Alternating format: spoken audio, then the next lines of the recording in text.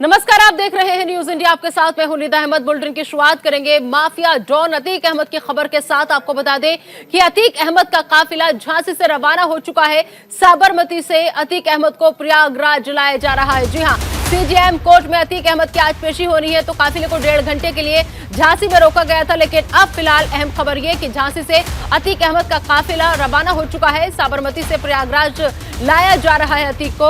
आपको बता दें कि आज अतीक अहमद की पेशी है सीजेएम कोर्ट में और उमेश हत्याकांड मामले में अतीक अहमद से पूछताछ होगी। तो सीजेएम कोर्ट में अतीक अहमद की आज पेशी होनी है। उमेश पाल हत्याकांड में उससे पुलिस राज उगलवाने की कोशिश में लगातार, तो झांसी से फिलहाल झांसी रोका गया था काफिले को, क्योंकि पूरी रात का सफर तय करके झांसी अतीक अहमद का काफिला पहुंचा था और अब अतीक अहमद को लेकर के झांसी से यह काफिला रवाना हो चुका है। आगे सीजेएम कोर्ट में आज अतीक अहमद की पेशी होनी है। दोपहर 2 बजे के करीब तक प्रयागराज पहुंचने की उम्मीद अतीक अहमद के जताई जा रही है और जब ये प्रयागराज पहुंचेगा तो वहां पर पेशी जो है अतीक की होनी है। तो साबरमती से प्रयागराज लाया जा रहा है दोबारा फिर से अतीक अहमद। 1300 किलोमीटर का सफर तय करना है अतीक अहमद को साबरमती से प्रयागराज पहुंचने में, और ऐसे में लगातार पुलिस की सुरक्षा व्यवस्था भी चाक चौबंद है। एक और बड़ी खबर आपको बता दें, प्रयागराज कोर्ट में अशरफ अहमद की भी पेशी होगी। जी हां, अशरफ अहमद अतीक अहमद का भाई, और आज अशरफ को लेने के लिए बरेली जेल फिलहाल प्रयागराज पुलिस जो है वो पहुंच चुके हैं। उमेश पाल हत्याकांड मामले में आज पेशी हो रही है। तो पहले भी दोनों भाइयों की पेशी एक साथ हुई थी, अतीक अहमद और अशरफ की, और आज एक बार फिर से बरेली जेल से अशरफ अहमद को लाया जाएगा प्रयागराज कोर्ट में। अशरफ अहमद की भी आज पेशी होनी है। फिलहाल अशरफ को लेने के लिए खबर यह है कि प्रयागराज पुलिस जो है वो बरेली जेल पहुंच चुकी है। तो उमेश पाल हत्याकांड मामले में आज अतीक के भाई अशरफ की भी पेशी होनी है।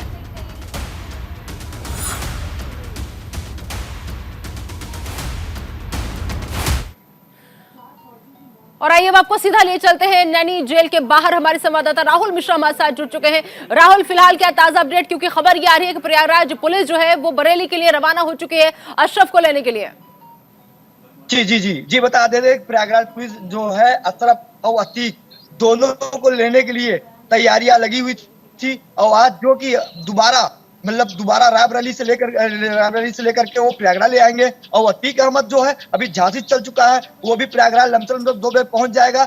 जो प्रशासन का है प्रयागराज की जो प्रशासन है चुस्त और दुरुस्त दिखाई दे रही है। कहीं न कहीं उन्हें लग रहा था कि अतीक अहमद जो भय था पहले वाला भय आज भी सबके मनों में कहीं न कहीं है, इसीलिए प्रशासन एक्टिव है। किसी जमाने में था, किसी टाइम में था, एक टाइम ऐसा था कि अतीक अहमद था कि जब जेल को घर समझता था, आज वो जेल को जेल समझ रहा है।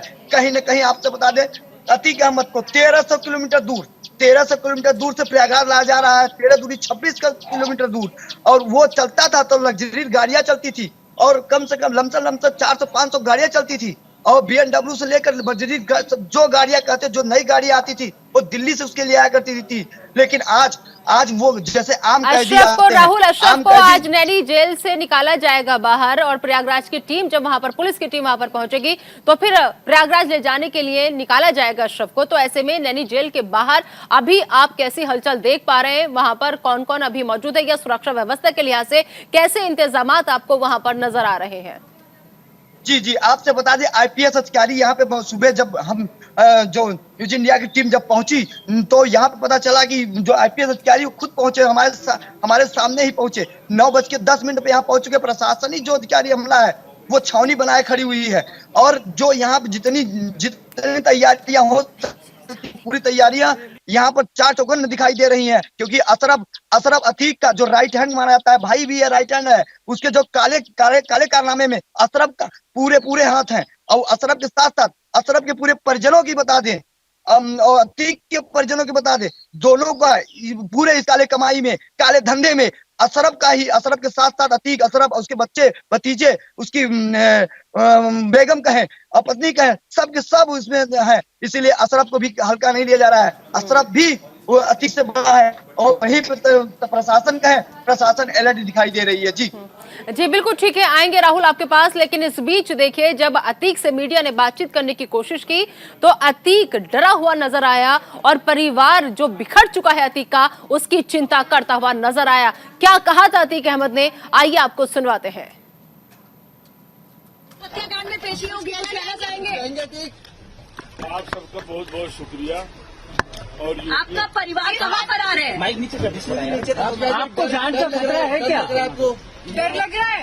कोई डर लग रहा है आपको? हमारा परिवार पूरी तरह से बर्बाद हो गया। और एक सवाल कोई कर रहा था, माफियागिरी की समाप्ति पहले ही हो चुकी थी, अब तो खाली रगड़ा जा रहा है। कहा जा रहा है कि उमेश पाल हत्याकांड पर क्या कहना है? उमेश पाल आपके परिवार के बता रहे क्या कहना है? उमेश पाल हत्याकांड उमेश पाल हत्याकांड जेल में क्या कहेंगे? क्या जानू भाई, जेल से साजिश रची गई थी आपके द्वारा, कह रहे हैं ना। हाँ। तो हम भी तो कह रहे हैं कि हम जेल से और उमेश पाल मर्डर केस में बड़ी कार्रवाई को अंजाम दिया गया है। आपको बता दें कि पुलिस ने अशरफ की पत्नी को भी आरोपी बनाया है। जी हां, अशरफ की पत्नी है जैनब, और जैनब को अब आरोपी बनाया गया है। और जैनब के ऊपर आरोप यह लग रहा है कि जैनब पर साजिश रचने का आरोप लग रहा है कि जैनब भी इस पूरे हत्याकांड में शामिल थे। तो पुलिस ने अशरफ की पत्नी है जैनब, जिसको अब आरोपी बना लिया है। तो जैनब पर इस पूरे हत्याकांड की साजिश रचने का आरोप लगाया जा रहा है कि जैनब भी इस साजिश में शामिल थी। उमेश पाल मर्डर केस में ये बड़ी कार्रवाई। इस खबर पर ज्यादा बातचीत के लिए आइए बरेली का रुख कर लेते हैं। अरुण जायसवाल हमारे साथ, हमारे सहयोगी जुड़ चुके हैं। अरुण, फिलहाल बरेली में कैसी हलचल, क्योंकि अशरफ को यहां से प्रयागराज ले जाया जाएगा? रात ही यहाँ पर रास्ते जो है टीम आ चुकी थी और टीम ने पूरी तैयारियां अपनी पूरी कर ली गई और सुबह 9 बजे का टाइम जो है वो मुकर्रर किया गया था यहाँ से इसको रोड के रास्ते द्वारा प्रयागराज ले जाने के लिए। और गहमा गहमी की बात करें तो पूरा माहौल इस समय गर्म है और शासन पूरी तरीके से अलर्ट है।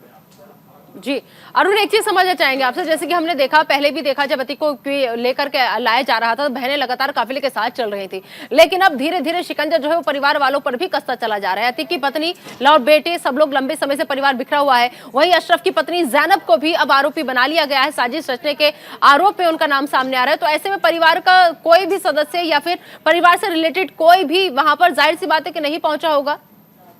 देखिए, पहले तो ये था कि इन लोगों के जो गुर्गे थे और इनके जो परिवार वाले थे वो इर्द गिर्द ही रहा करते थे, जेल के पास ही रहा करते थे। लेकिन आज की तारीख ये है कि इन लोग के जो मिलने वाले हैं, जो आस पड़ोसी हैं, वो भी इनके साथ खड़ा होना नहीं चाहते। कहीं ना कहीं उनको भी डर लगता है, उनको भी ये महसूस होता है कि ऐसा ना हो कि इनके साथ खड़े होने पर या इनकी परछाई पड़ने पर भी हम पर भी दिक्कत आ सकती है।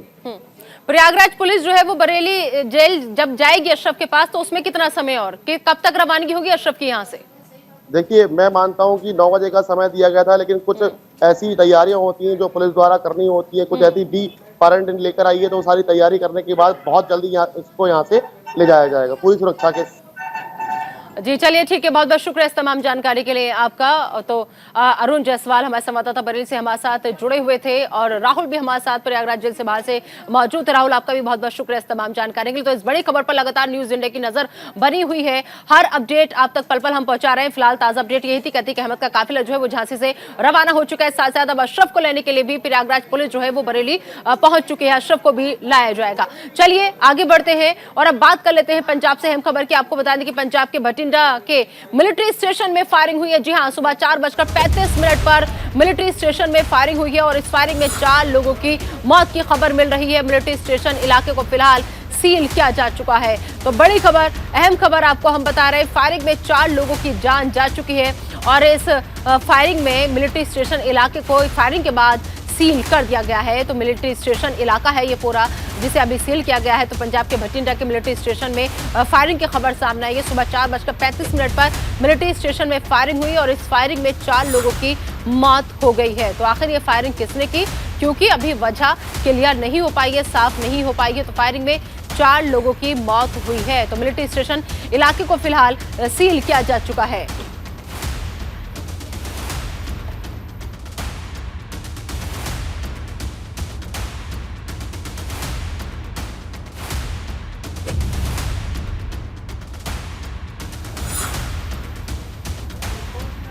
तो बड़ी खबर आप तक हम पहुंचा रहे हैं। मिलिट्री स्टेशन इलाके को फिलहाल सील कर दिया गया है फायरिंग के बाद। इस खबर पर ज्यादा बातचीत के लिए आइए सीधा रुख करेंगे भटिंडा का, जहां से हमारे सहयोगी राकेश इस वक्त हमारे साथ जुड़ चुके हैं। राकेश, मिलिट्री स्टेशन के अंदर फायरिंग हो जाती है, न सिर्फ फायरिंग हो जाती है बल्कि 4 लोग मौत के घाट भी उतार दिया जाता है। ऐसे में सबसे बड़ा सवाल यह है कि आखिर इतनी हिम्मत किसकी हो गई कि मिलिट्री स्टेशन में वो जाते हैं, एंट्री करते हैं और एंट्री करने के बाद फायरिंग करते हैं और 4 लोगों को मौत के घाट भी उतार देते हैं। क्या अपडेट फिलहाल इस पूरे मामले में, कौन थे आखिर ये लोग, किसने फायरिंग की? जी मैम, बात की जाए तो सुबह 4:35 की ये घटना है, जिसको लेकर अभी तक कोई पुष्टि नहीं हो पाई है और अभी तक जो ऑफिसर से बात हुई है वो भी इसकी पुष्टि करने को तैयार नहीं है, क्योंकि ये पूरे देश का मामला है। तो वो देश में कोई किसी तरह की कोई हलचल ना हो, हड़कंप ना मचे, तो उसको लेकर अभी प्रशासन इस चीज को क्लियर नहीं कर रहा है। लेकिन भरोसा ये दिलवा रहे हैं कि बहुत जल्दी इस चीज को डिटेन करने के लिए इंफॉर्मेशन जो मीडिया के साथ शेयर की जाएगी।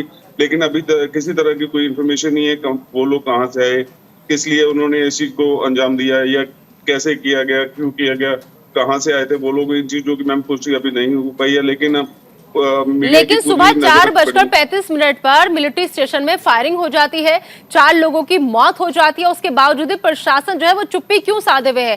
कहीं किसी को बचाने की कोशिश तो यहाँ पर नहीं हो रही है, क्योंकि हड़कंप तो इसी खबर से मच गया है कि मिलिट्री स्टेशन के अंदर फायरिंग हो गई, 4 लोग मारे गए।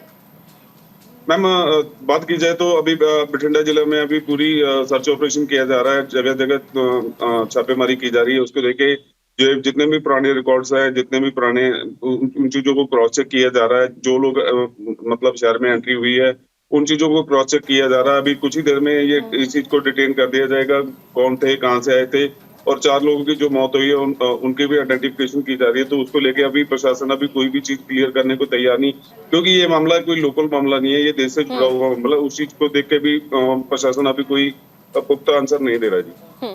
लेकिन सवाल सबसे बड़ा ये भी है, मिलिट्री स्टेशन था ये, यहाँ पर जवान भी होंगे, बाकी और लोग भी होंगे, तो ऐसे में किसी ने कुछ भी नहीं देखा कि कहां से फायरिंग हुई, कहां से इन लोगों ने एंट्री की और क्यों मारा गया? सबसे बड़ा सवाल ये है, किसी ने तो कुछ देखा होगा। मैम, एक्चुअली में क्या है ना कि अभी मैं आपको बता रहा हूँ कि जैसे अभी देश से जुड़ा हुआ मामला, तो उसको लेके अभी कोई भी जानकारी, क्योंकि पुलिस अभी जैसे सर्च ऑपरेशन कर रही है, उनके पास अगर इंफॉर्मेशन होती है तो मीडिया के सामने इसलिए नहीं ला रही क्योंकि ये देश से जुड़ा हुआ मामला है। क्योंकि ठीक है राकेश जी, ठीक है, बहुत बहुत शुक्रिया इस तमाम जानकारी के लिए आपका, क्योंकि ये देश से जुड़ा हुआ मामला है तो अभी इसमें कुछ भी कहना जल्दबाजी होगा। आप देखते हैं कि मीडिया को ब्रीफिंग कब तक मिलती है या फिर कोई भी अंदर की खबर जो है कि आखिर ये कैसे हुआ, क्यों हुआ और इसके पीछे का मकसद क्या था, इस पर हमारी नजर लगातार बनी हुई है। चलिए आगे बढ़ते हैं और बात कर लेंगे बीजेपी की। बीजेपी ने कर्नाटक चुनाव के लिए 189 उम्मीदवारों की पहली लिस्ट जारी कर दी है। बता दें कि बीजेपी की लिस्ट में 52 नए उम्मीदवार के नाम शामिल हैं और मुख्यमंत्री बसवराज बोम्मई शिग्गांव से चुनाव लड़ेंगे, ये तय हो गया है। हालांकि विरोध के बावजूद बीजेपी ने पूर्व सीएम जगदीश शेट्टार को पहली जगह लिस्ट में जगह जो है वो नहीं दी है पहली लिस्ट में, और केंद्रीय मंत्री धर्मेंद्र प्रधान ने दिल्ली में उम्मीदवारों के नामों की घोषणा की। तो कर्नाटक चुनाव के लिए बीजेपी की पहली लिस्ट जारी हो चुकी है। पहली लिस्ट में 189 उम्मीदवारों के नाम शामिल हैं, 52 नए चेहरों को टिकट दिया गया है।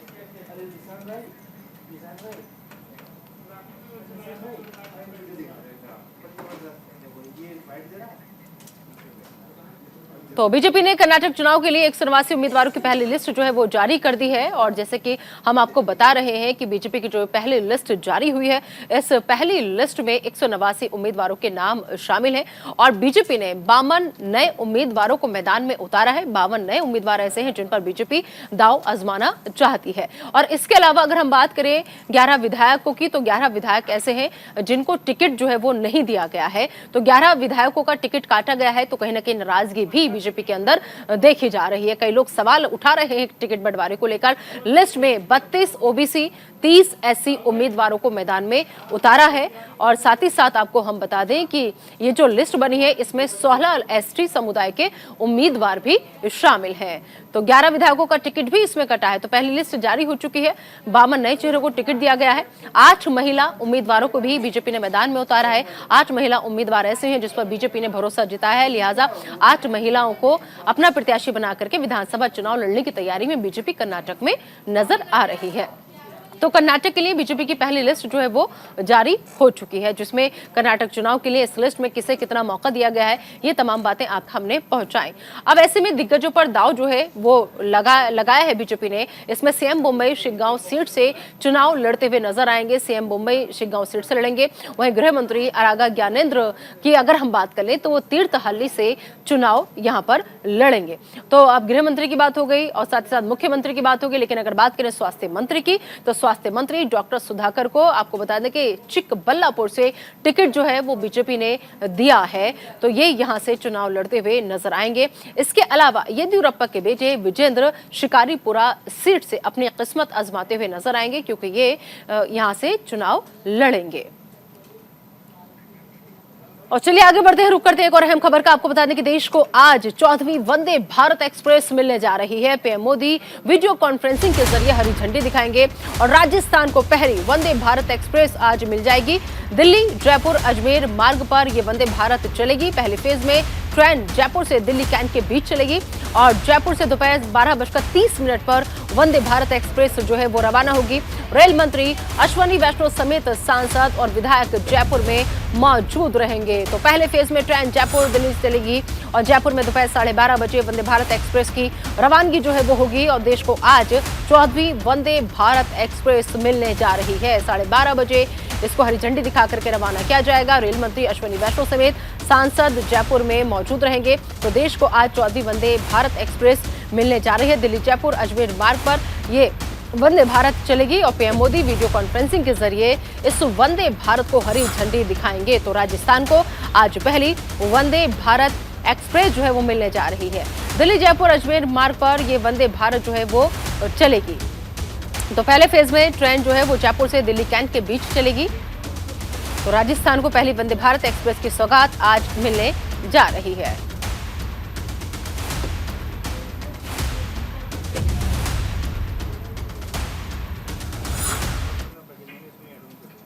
तो एक और वंदे भारत की सौगात मिलने जा रही है। लेकिन अभी कितनी वंदे भारत हैं वो आपको हम बता दें कि देश में इस वक्त कुल 13 वंदे भारत ट्रेनें पटरियों पर दौड़ रही हैं। और आखिर वो कौन कौन सी ट्रेन है, ग्राफिक्स के जरिए आपको हम समझाने की कोशिश कर रहे हैं। नई दिल्ली से वाराणसी वंदे भारत एक्सप्रेस और इसके बाद नई दिल्ली से माता वैष्णो देवी कटरा वंदे भारत जो है वो पटरियों पर दौड़ रही है। और इसके अलावा गांधीनगर से आपको बता दें कि मुंबई वंदे भारत एक्सप्रेस, दिल्ली से हिमाचल प्रदेश वंदे भारत एक्सप्रेस और चेन्नई से मैसूर वंदे भारत एक्सप्रेस। तो दिल्ली से हिमाचल प्रदेश वंदे भारत एक्सप्रेस, चेन्नई से मैसूर वंदे भारत एक्सप्रेस और चेन्नई के बाद अगर हम बात करें नागपुर की, तो नागपुर से बिलासपुर वंदे भारत एक्सप्रेस जो है वो भी पटरियों पर दौड़ रही है। इसके अलावा हावड़ा से न्यू जलपाईगुड़ी वंदे भारत एक्सप्रेस जो है वो तेजी के साथ रफ्तार पकड़ते हुए पटरियों पर दौड़ रही है। विशाखापट्टनम से सिकंदराबाद वंदे भारत एक्सप्रेस, मुंबई से सोलापुर वंदे भारत एक्सप्रेस और साथ ही साथ अगली वंदे भारत भी मुंबई से ही, मुंबई से शिरडी वंदे भारत एक्सप्रेस और इसके बाद भोपाल से दिल्ली के हजरत निजामुद्दीन वंदे भारत और इसके बाद सिकंदराबाद से तिरुपति वंदे भारत सड़कों पर पटरियों पर दौड़ती हुई नजर आ रही है। और 13वीं ट्रेन चेन्नई से कोयम्बटूर वंदे भारत और आज 14वीं ट्रेन की यानी 14वीं वंदे भारत की सौगात मिलने जा रही है। चलिए एक और बड़ी खबर आपको बता दें कि गोगी गैंग के शूटर्स के खिलाफ बड़ी कार्रवाई की तैयारी में फिलहाल प्रशासन कई राज्यों में स्पेशल सेल की टीम जो है वो पहुंची हुई है। दीपक बॉक्सर के कबूलनामे के बाद ये एक्शन लिया जा रहा है। जी हां, गोगी गैंग के शूटरों के पास आधुनिक हथियार है, ऐसी जानकारी निकलकर सामने आ रही है। गोगी गैंग के शूटर्स के खिलाफ बड़ी कार्रवाई की तैयारी में फिलहाल पुलिस महकमा नजर आ रहा है। कई राज्य ऐसे हैं जहां पर फिलहाल स्पेशल सेल की टीम जो है वो पहुंची हुई है। तो बड़ी खबर, अहम खबर, दीपक बॉक्सर के ने कबूलनामा किया था, उसके कबूलनामे के बाद ये एक्शन की कार्रवाई को अंजाम दिया जा रहा है। गोगी गैंग के शूटरों के पास आधुनिक हथियार है, ऐसी जानकारी है। गैंगस्टर दीपक को मैक्सिको से गिरफ्तार किया गया था, जिसके बाद कई अहम जानकारियों का खुलासा बॉक्सर दीपक ने किया था। फिलहाल गोगी गैंग है ये जिनके शूटर के खिलाफ बड़ी कार्रवाई की तैयारी में प्रशासन नजर आ रहा है और इसी कार्रवाई को अंजाम देने के लिए कई राज्यों में फिलहाल स्पेशल सेल की टीम जो है वो पहुंची हुई है। दीपक बॉक्सर जब गिरफ्त में आया पुलिस की, उसके बाद उसने कई बातें जो थी वो कही थी, कई अहम जानकारियां उससे निकल करके सामने आई थी। इस खबर पर ज्यादा बातचीत के लिए सीधा रुख करेंगे हमारे सहयोगी अली शरर का। अली, गोगी गैंग के शूटर्स के खिलाफ बड़ी कार्रवाई की तैयारी की जा रही है, कई राज्यों में स्पेशल सेल की टीम जो है वो पहुंची हुई है, और क्या ताजा अपडेट? देखिए निदा, आपको बताते हैं बीते कुछ दिन पहले ही इसको विदेश से हिंदुस्तान लाया गया है। एफबीआई के साथ मिलकर जॉइंट ऑपरेशन पहली बार दिल्ली पुलिस ने किसी बड़े गैंगस्टर को विदेश से गिरफ्तार किया है। अब इससे जब हिंदुस्तान लाया गया तो उससे जब पूछताछ की गई तो उसके आधार पर कई सारे जो है गुर्गों का पता चला है। कई सारे ऐसे गुर्गे जिनके पास विदेशी हथियार हैं, तो उनकी तलाश के लिए अलग अलग राज्यों में स्पेशल सेल, जो दिल्ली पुलिस की स्पेशल सेल है, वो निकली हुई है। ये माना जा रहा है कि कई सारे गुर्गे गिरफ्तार हो सकते हैं। एक बड़ा खुलासा ये भी है कि इस दीपक बॉक्सर जो है, इसने एक बड़ा एक सुपारी ले रखी थी, 5 लोगों की हत्या करनी थी इसको इसी 2 अगस्त में। तो ये कहा जा सकता है कि बड़ी उपलब्धि हासिल हुई है, लेकिन इसके साथ साथ जो इसके गुर्गे हैं उनकी भी तलाश जारी है और जल्द से जल्द दिल्ली पुलिस उन गुर्गों का खुलासा करेगी।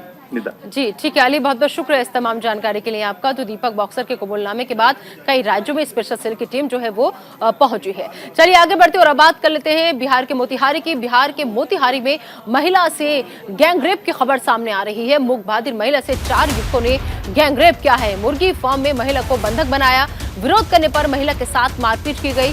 पीड़िता ने 4 युवकों की पहचान कर ली है। पुलिस ने सभी आरोपियों को गिरफ्तार कर लिया है। तो मूक बहादुर महिला को भी नहीं बख्शा है वालों ने और मुर्गी फार्म में उसको ले गए, बंधक बनाया, फिर उसके बाद इस हैवानियत को अंजाम दिया। जब महिला ने विरोध करना चाहा तो विरोध करने पर महिला के साथ मारपीट की गई। पुलिस ने फिलहाल सभी आरोपियों को गिरफ्तार कर लिया है। 4 आरोपियों को पुलिस ने अरेस्ट कर लिया है। तो बिहार के मोतिहारी में एक मूक बहादुर महिला से गैंगरेप का मामला सामने आया है। ये महिला मूक बहादुर थी, लेकिन महिला से 4 युवकों ने गैंगरेप किया। तो मुर्गी फार्म में महिला को बंधक बनाया गया पहले, और जब उसने विरोध किया तो उसके साथ मारपीट की गई और फिर उसे अपनी हवस का शिकार बनाया गया। अंतर्गत मामला दर्ज हुआ है और पीड़िता के बयान पे 4 लोगों को पकड़ा गया है, आइडेंटिफाई किया गया है। पीड़िता का बयान कराया जा रहा है और मेडिकल भी कराया जा रहा है। संदिग्धों को जेल भेजा जा रहा है। जी, माननीय उच्च न्यायालय के आरोप में पीड़िता अपील की जाती है कि पीड़िता का जो पहचान है उसको गुप्त रखा जाए और उसका जो इंजरी रिपोर्ट आया है उसमें हम लोग कोर्ट में जमा करेंगे और पीड़िता को मुआवजा दिलाने के लिए हम लोग प्रयास कर रहे हैं। और चलिए बढ़ते आगे, एक और बड़ी खबर आप तक पहुंचा दें। आपको बता दें कि म्यांमार की सेना ने नागरिकों की भीड़ पर बम बरसाए हैं। जी हां, जिसमें बच्चों और महिलाओं समेत 100 लोगों की मौत की खबर है कि 100 लोगों की जान जा चुकी है। नागरिक सेना के खिलाफ दरअसल प्रदर्शन कर रहे थे और सेना के हमले की यूएन ने निंदा की है। तो म्यांमार की सेना ने देखिए कैसे नागरिकों पर बम जो थे वो बरसा दिए और ऐसे में बच्चों और महिलाओं समेत 100 लोगों की जान जो थी वो चली गई। ये जो नागरिक थे वो दरअसल सेना के खिलाफ प्रदर्शन कर रहे थे और बस यही बात म्यांमार की सेना को नागवार गुजरी और उसने उन पर बम बरसाए, हवाई फायरिंग की, जिसमें बच्चों महिलाओं समेत 100 लोगों की जान चली गई। तो म्यांमार की सेना ने नागरिकों की भीड़ पर ये बम बरसाए हैं और इसमें बच्चे महिलाएं भी शामिल हैं और 100 लोगों की जान जा चुकी है, बच्चों और महिलाओं समेत। ये जो नागरिक है दरअसल वो सेना के खिलाफ प्रदर्शन कर रहे थे और बस इसी बात से नाराज होकर म्यांमार की सेना ने हमला किया और इस हमले की यूएन ने निंदा की है। तो म्यांमार की सेना ने नागरिकों की भीड़ पर बम बरसाए। फिलहाल इस बुलेटिन में अभी के लिए इतना ही। आप दीजिए इजाजत, लेकिन बने रहिए न्यूज इंडिया के साथ।